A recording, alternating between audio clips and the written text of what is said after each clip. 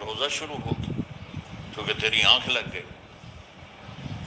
تو انہوں نے کہا چلو کوئی بات نہیں، لیکن ظہر کے وقت بے ہوش ہو گئے.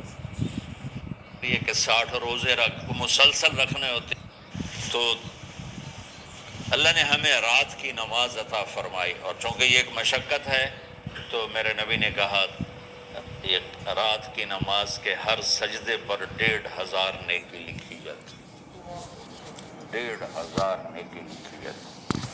اور اللہ تعالیٰ ہر سجدے پر جنت میں ایک محل بناتا ہے جس کے 60,000 سونے چاندی کے دروازے ہوتے ہیں، اور ایک درخت اس کے لیے لگاتا ہے جس کے نیچے 100 سال گھوڑا دوڑ سکتا ہے. تو رمضان کا اہتمام آپ رجب سے شروع فرما دیتے تھے. میرے نبی نے 9 رمضان دیکھے، 9 رمضان اپنی زندگی میں، 9 رمضان. 10ویں رمضان سے پہلے آپ اللہ کے پاس تشریف لے گئے. آپ کی زندگی میں روزے فرض ہونے سے آپ کی وفات تک 9 رمضان گزرے. اور میں قربان جاؤں اپنے نبی پر، اپنی امت پہ کیسی شفقت تھی. آپ سحری کھاتے تھے بالکل آخری وقت، ادھر بلال اذان دے رہا ہے اور ادھر آپ آخری لقمہ کھا رہے ہیں، اور ادھر سورج نیچے ہوا اور آپ کھجور منہ میں. ایک آدمی اوپر کھڑا ہوتا تھا مدینے میں تو وہ چھت پہ، گھر کی چھت پہ کھڑا ہوتا تھا.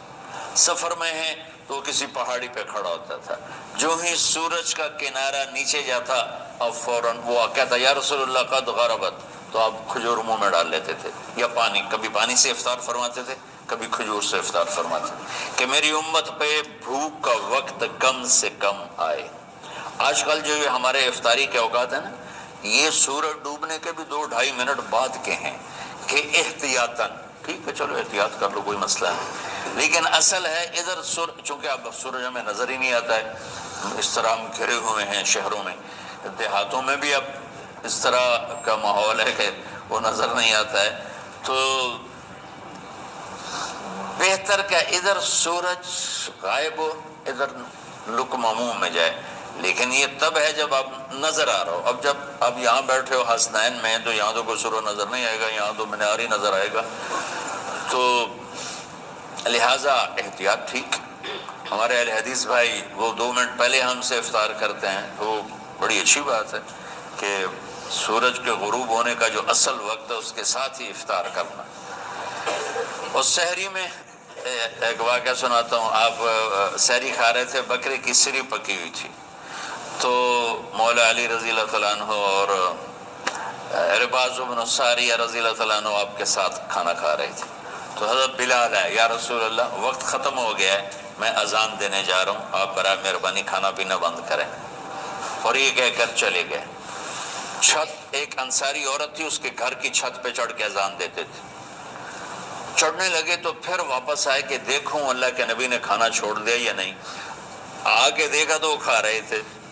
انہوں نے کہا یا رسول اللہ واللہ لقد اصبحت، یا رسول اللہ اللہ کی قسم سحری کا وقت ختم ہو گیا، صبح ہو گئی. تو آپ نے ہاتھ پیچھے کر لیا، کہہ رہے تیرا بھلا ہو بلال، ابھی وقت باقی تھا، تیرے قسم کھانے پر اللہ نے اس کو پہلے نکال دیا کہ تیری قسم کہیں جھوٹی نہ پڑ جائے. تو حضرت علی نے فرمایا کہ اگر بلال قسم نہ کھاتے تو جب تک میرے نبی کھاتے رہتے صبح صادق نہیں ہونی تھی. تو بالکل آخری وقت میں آپ کھاتے تھے تاکہ کم سے کم وقت امت پہ بھوک کا آئے. تو اللہ تعالیٰ آپ کے علم میں برکت دے.